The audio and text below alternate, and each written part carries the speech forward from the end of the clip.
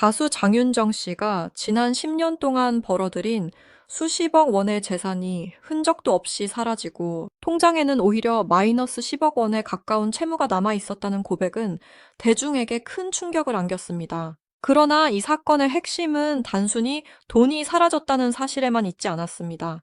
2013년부터 이어진 가족 간 법적 공방과 언론을 통한 폭로전, 그리고 친모 유흥복 씨를 둘러싼 각종 의혹은 장윤정 씨의 삶 전체를 뒤흔든 비극으로 번졌습니다. 원본 내용에 따르면 장윤정 씨는 어린 시절부터 트로트 신동으로 불리며 가족의 생계를 책임져야 했습니다.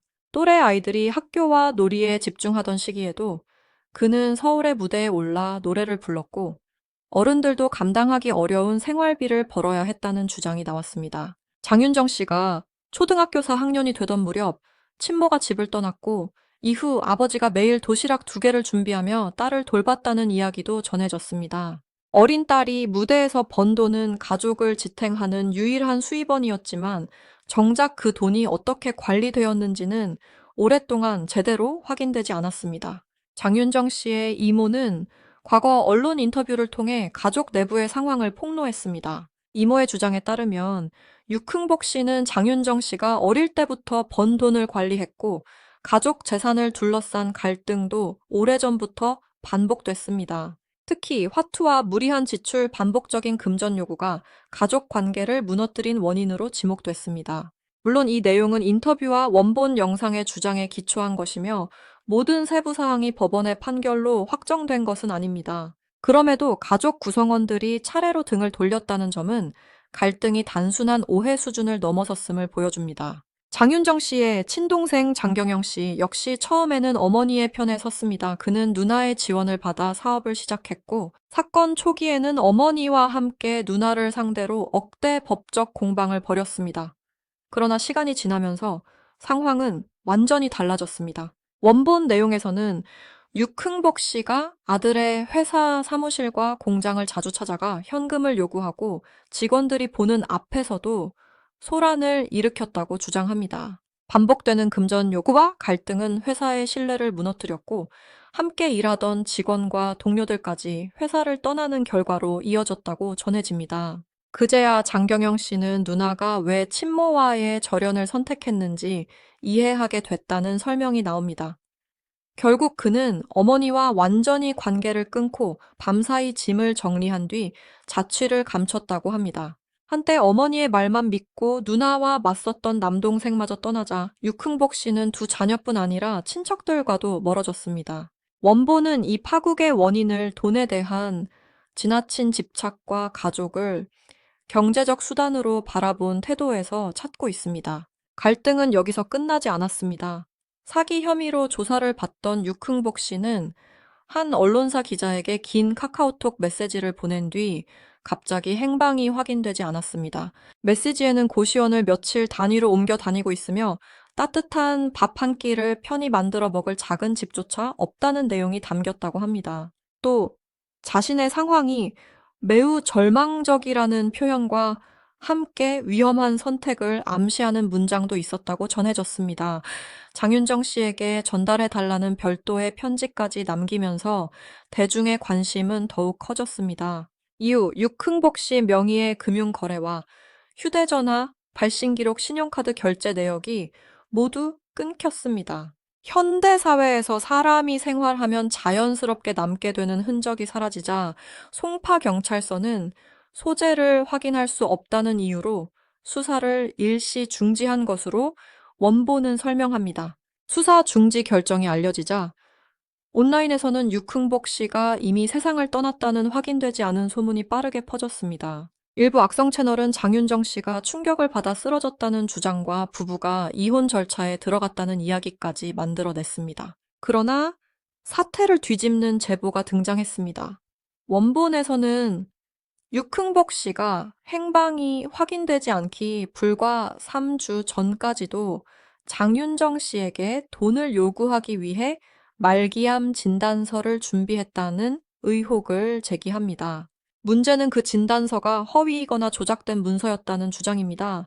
당장 돈을 보내지 않으면 가족이 평생 죄책감을 느끼게 될 것이라는 식으로 압박했고 요구한 금액은 수천만 원에 이르렀다는 설명도 나옵니다. 다만 영상에는 해당 진단서의 원본, 병원명 담당 의사 공식 수사 결과가 제시되지 않았기 때문에 사실로 단정해서는 안 됩니다. 더 큰 의혹은 실종 기간의 생활 방식에서 나왔습니다. 자신의 카드와 휴대전화를 사용하지 않아 생활 반응을 지웠지만 함께 다니던 한 남성의 명의로 된 체크카드를 사용했다는 제보가 나온 것입니다.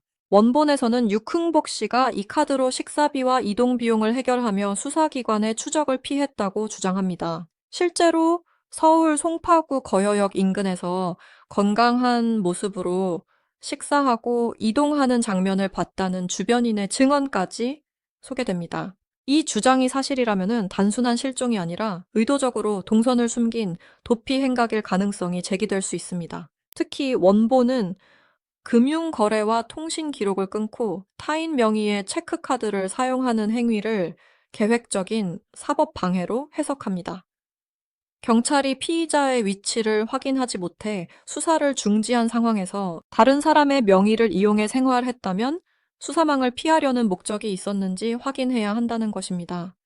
법조계 관계자들이 휴대전화 기지국 기록과 주변 폐쇄회로 화면, 타인 명의 카드의 사용 장소를 분석해 재수사해야 한다고 주장했다는 내용도 포함되어 있습니다. 이 과정에서 장윤정 씨가 친모를 완전히 외면했다는 기존 주장과 다른 사실도 제기됐습니다. 원본에 따르면 장윤정 씨는 모친이 교도소에 수감돼 있을 때도 영치금을 보냈고 가석방으로 출소한 뒤에는 생활비까지 꾸준히 지원했습니다.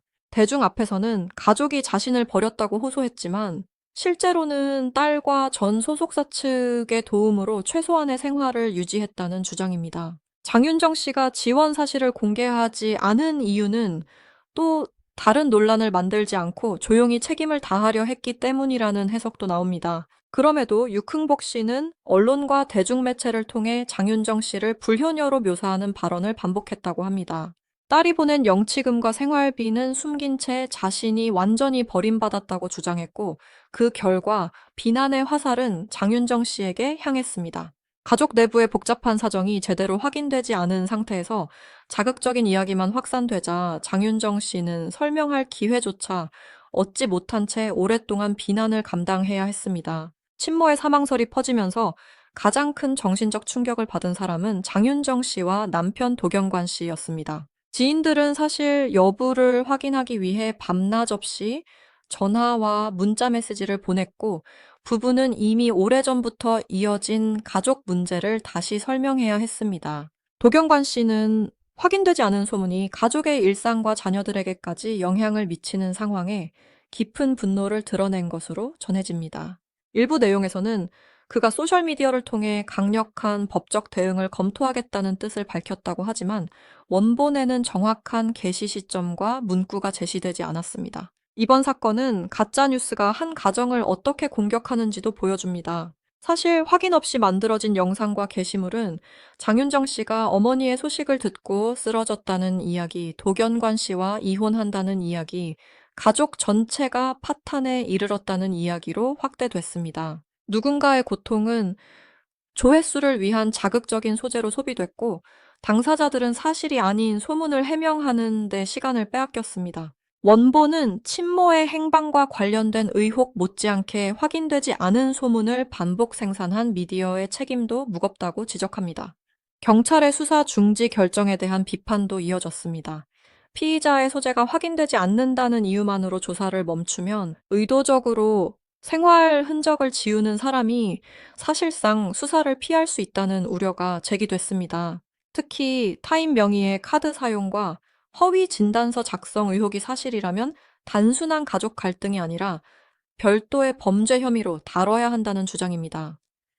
위치 추적과 금융기록 분석, 주변인의 진술 확인, 카드 사용 장소의 영상 확보 등을 통해 사실관계를 다시 조사해야 한다는 목소리가 커졌습니다.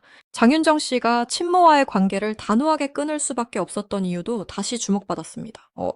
어린 시절부터 가족의 생계를 책임졌고 성인이 된 뒤에는 자신이 번 돈이 사라진 사실과 막대한 채무를 확인했으며 2013년 이후에는 가족과 공개적인 법적 분쟁까지 겪었습니다. 그럼에도 수감 중 영치금을 보내고 출소 후 생활비를 지원했다는 주장이 사실이라면 장윤정 씨는 관계를 끊은 뒤에도 최소한의 책임을 포기하지 않았던 셈입니다. 반면 원본은 육흥복 씨가 자녀의 배려를 다시 돈을 요구하는 수단으로 이용했다고 비판합니다. 딸의 명성을 이용해 주변 사람들에게 접근하고 생활고를 호소하며 동정심을 얻고 가족에게 죄책감을 주는 방식으로 금전 요구를 이어갔다는 것입니다. 남동생의 회사까지 찾아가 돈을 요구했다는 주장과 말기암 진단서를 이용했다는 의혹은 이러한 패턴이 한 번의 사건이 아니라 오랜 시간 반복됐다는 인상을 줍니다. 하지만 이 사건을 다룰 때 반드시 구분해야 할 부분이 있습니다. 장윤정 씨가 과거 재산 문제와 가족 갈등을 공개적으로 밝힌 사실, 가족 간 민사소송이 있었던 사실과 달리 실종 이후 타인 명의 체크카드를 사용했다는 주장, 거여역 인근에서 목격됐다는 이야기, 말기암 진단서가 조작됐다는 의혹은 원본 영상의 주장에 크게 의존하고 있습니다. 공식 수사 결과와 객관적인 증거가 확인되지 않은 부분은 확정된 사실처럼 말해서는 안 됩니다. 그럼에도 원본이 전달하려는 핵심은 분명합니다. 장윤정 씨의 가족 갈등은 단순한 불화가 아니라 어린 시절의 경제적 희생 사라진 수십억 원 마이너스 10억 원의 채무 2013년부터 이어진 소송, 남동생과의 대립과 절연, 그리고 친모의 실종과 사망설로 이어진 장기적인 비극이라는 것입니다. 한 사람의 성공 뒤에는 오랜 시간 감춰진 가족의 상처가 있었고, 그 상처는 확인되지 않은 소문과 자극적인 보도를 통해 다시 반복됐습니다. 이제 필요한 것은 감정적인 비난이 아니라 정확한 사실 확인입니다. 타인 명의의 체크카드가 실제로 사용됐는지, 허위 진단서가 작성됐는지, 수천만 원을 요구하며 협박한 정황이 있었는지, 거여역 인근 목격담이 사실인지 수사기관이 객관적으로 밝혀야 합니다. 동시에 확인되지 않은 사망설과 이혼설을 퍼뜨린 사람들에게도 책임을 물어야 합니다. 가족이라는 이유만으로 피해자에게 무조건적인 희생을 요구해서도 안 되며 부모와 자식 사이에서도 반복적인 금전 압박과 정서적 통제는 정당화될 수 없습니다. 장윤정 씨는 오랜 시간 가족을 위해 희생했고 관계가 무너진 뒤에도 최소한의 지원을 이어갔다는 주장이 나왔습니다. 그러나 그 배려가 다시 압박과 여론전의 도구가 되었다면 절여는 불효가 아니라 자신의 삶과 가정을 지키기 위한 마지막 선택이었을 수 있습니다. 법과 수사는 감정이 아니라 증거를 따라야 하고 언론과 온라인 채널 역시 조회수보다 당사자의 인권과 사실 확인을 먼저 생각해야 합니다. 원본 내용에서 특히 주목되는 대목은 친모의 행방이 확인되지 않은 뒤 여론의 방향이 순식간에 바뀌었다는 점입니다. 처음에는 사기 혐의와 금전 요구를 둘러싼 비판이 컸지만 마지막 메시지와 편지가 공개되자 일부 대중은 장윤정 씨를 향해 왜 어머니를 돌보지 않았느냐고 묻기 시작했습니다. 가족 갈등의 전체 과정과 법적 분쟁의 배경은 사라지고 슬픔을 강조한 몇 문장만 남아 장윤정 씨를 공격하는 근거로 사용됐습니다. 이는 감정을 자극하는 정보가 사실관계보다 훨씬 빠르게 퍼질 수 있다는 위험을 보여줍니다. 장윤정 씨에게 이 상황은 과거의 상처가 다시 공개되는 일이었습니다. 그는 이미 재산 문제와 가족 소송을 겪으며 자신의 사생활을 대중 앞에 설명해야 했습니다. 결혼 후에는 남편 도경환 씨와 가정을 꾸리고 방송과 공연 활동을 이어갔지만 친모와 관련된 새로운 소문이 나올 때마다 오래된 갈등이 다시 소환됐습니다. 특히 배우자와 자녀까지 확인되지 않은 이야기 속에 등장하면서 피해 범위는 한 개인을 넘어 가족 전체로 확대됐습니다. 도경관 씨가 격분한 이유도 단순히 불편한 전화를 많이 받았기 때문만은 아닙니다. 밤낮 없이 이어진 연락은 부부에게 친모의 생사 여부를 반복해서 확인하게 만들었고 사실이 아닌 이혼설과 가정 불화설까지 해명하도록 압박했습니다. 원본에서는 이러한 연락이 장윤정 씨의 방송 활동과 일상생활에도 심각한 부담을 줬다고 설명합니다. 가족이 이미 법적 절차와 절연을 통해 거리를 두었음에도 대중은 부모와 자식이라는 이유만으로 장윤정 씨에게 모든 책임을 요구했습니다. 남동생 장경영 씨의 변화 역시 사건의 흐름을 이해하는 중요한 단서로 제시됩니다. 처음에는 어머니의 주장을 믿고 누나와 맞섰지만 자신의 사업장에서 같은 금전 요구와 갈등을 직접 겪은 뒤 태도를 바꿨다는 것입니다. 원본은 그가 회사와 직원들을 지키기 위해 어머니와의 관계를 끊었으며 결국 거처까지 옮길 수밖에 없었다고 전합니다. 이 대목은 장윤정 씨와 남동생이 서로 다른 시기에 같은 문제를 경험했다는 구조로 설명됩니다. 또한 이모의 폭로는 가족 갈등이 장윤정 씨가 유명해진 뒤 갑자기 시작된 것이 아니라는 점을 강조합니다. 초등학교 4학년 무렵에 가출 주장 아버지가 도시락 2개를 준비하며 딸을 돌봤다는 이야기. 어린 장윤정 씨가 무대에서 가족의 생활비를 벌었다는 증언은 갈등의 뿌리가 어린 시절까지 이어진다는 설명입니다. 성공한 뒤 발생한 재산 분쟁은 오랜 세월 누적된 문제가 폭발한 결과라는 해석입니다. 수사기관이 확인해야 할 내용도 구체적입니다. 육흥복 씨가 사용했다는 타인 명의 체크카드의 실제 명의자와 사용 내역 거여역 인근 식당의 결제 기록과 영상 이동에 사용된 교통수단, 함께 다닌 남성의 역할을 확인해야 합니다. 허위 진단서 의혹에 대해서는 문서가 실제로 존재하는지, 어느 기관의 양식을 사용했는지, 장윤정 씨에게 어떤 방식으로 전달됐는지 조사할 필요가 있습니다. 이러한 사실이 확인돼야만 단순한 가정사와 형사 문제를 명확히 구분할 수 있습니다. 반대로 의혹이 사실이 아니라면 이를 무분별하게 확산한 사람들에게도 책임을 물어야 합니다. 원본 영상처럼 강한 표현을 사용해 의혹을 확정된 범죄처럼 전달하면 당사자의 명예와 가족의 안전이 훼손될 수 있습니다. 따라서 이 사건은 친모의 행적뿐 아니라 연예인의 가족사를 자극적으로 소비하는 온라인 미디어의 관행까지 함께 돌아보게 합니다.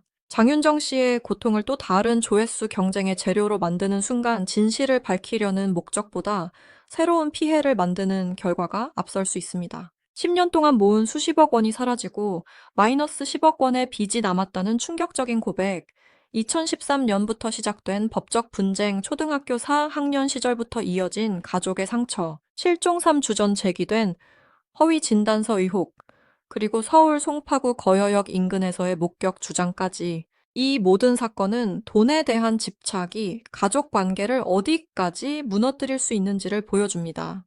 이제는 자극적인 소문이 아니라 공식적인 조사와 검증된 증거를 통해 진실을 밝혀야 할 때입니다.